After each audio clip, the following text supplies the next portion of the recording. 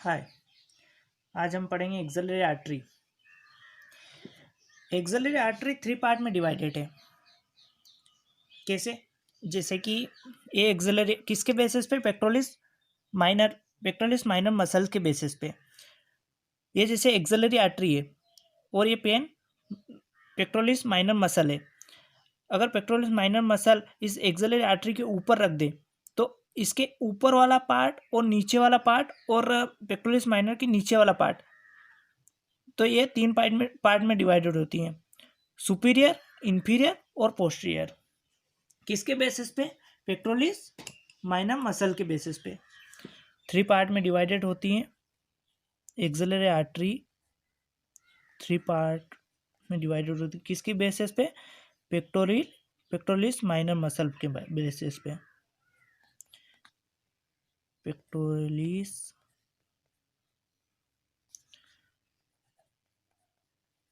Minor muscle के basis पे axillary artery 3 part में डिवाइडेड होती हैं।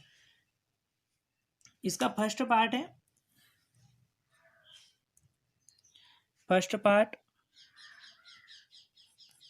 सेकेंड पार्ट और third part.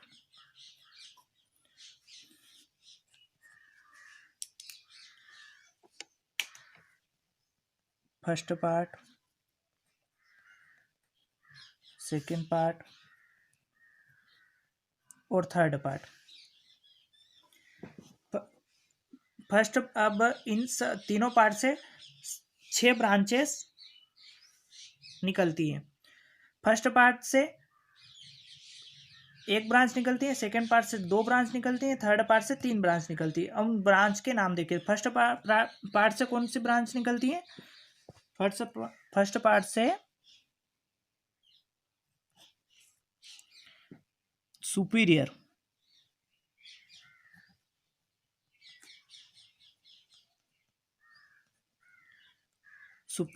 थोरेकिक artery.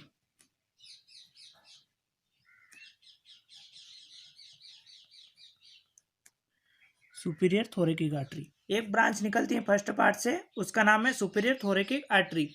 Second part से 2 ब्रांच निकलती है, उसका नाम है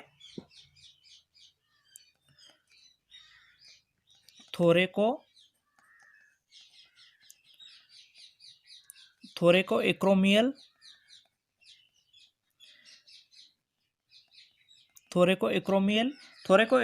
बोल सकते हो, या थोरेको एक्रोमियल भी बोल सकते हैं, या उसको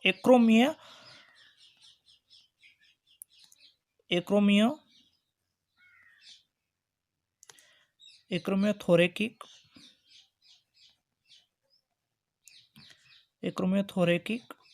आर्टरी भी बोल सकते हैं।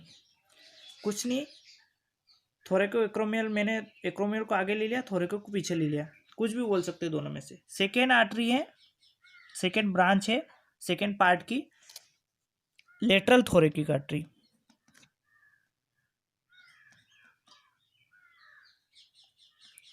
Lateral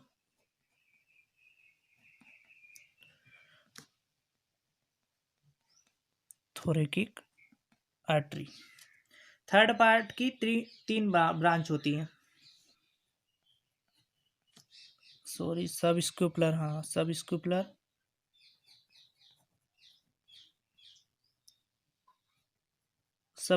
artery. सेकेंड है इंटीरियर सरकॉम्प्लेक्स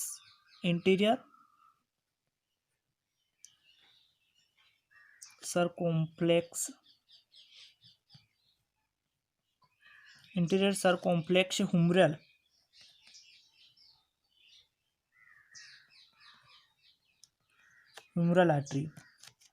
सेकेंड है, थर्ड है पोस्टीरियर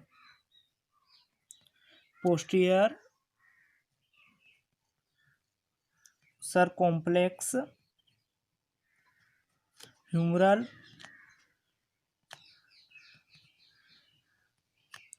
आर्टरी। इसमें लेटरल और मीडियल नहीं है। लेटरल और मीडियल कहाँ प्रेजेंट होती है?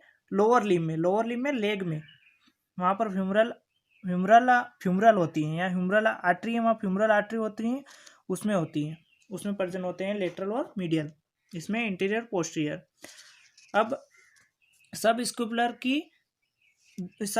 आर्टरी के भी दो पार्ट होते हैं, सब स्कूपुलर आर्टरी के भी दो पार्ट होते हैं। कौन कौन से, यहाँ लिख देता हूँ मैं।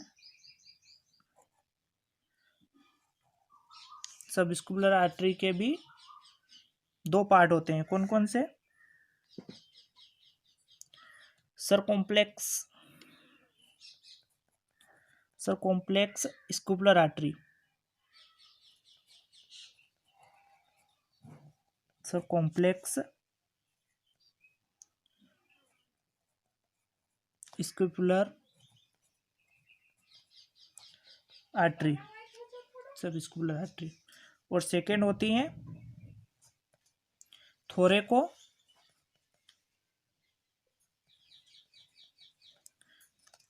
डोर्सल आर्टरी, हो गया। अब थोरेको एक्रोमियल या एक्रोमिया थोरेकिक आर्टरी के भी ये चार पार्ट में डिवाइडेड होती हैं, इसके चार पार्ट होते हैं, इसको नीचे लिख देते हैं।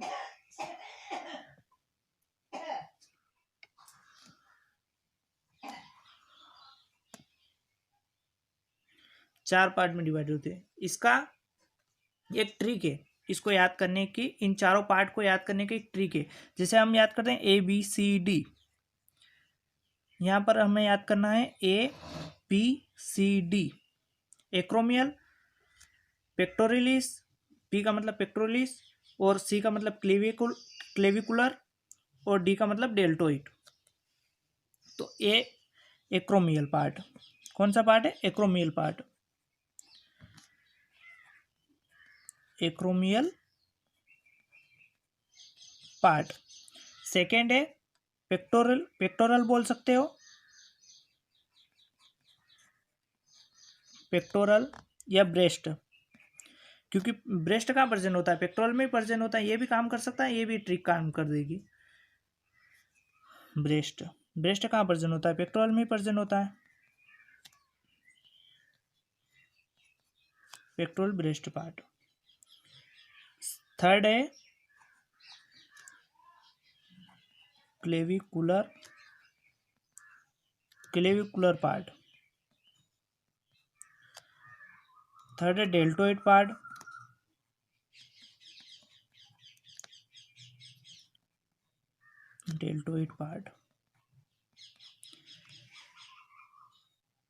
ये चारों पार्ट आसपास के ही स्ट्रक्चर हैं। थोरेकिक एक्रोमियल आर्टरी इन चारों को सप्लाई करती है। एक्रोमियल प्रोसेस होती है जो ह्यूमरस बोन की, उसको सप्लाई करती है। पेक्टोरलिस ब्रेस्ट पार्ट को कौन सी आर्टरी सप्लाई करती है?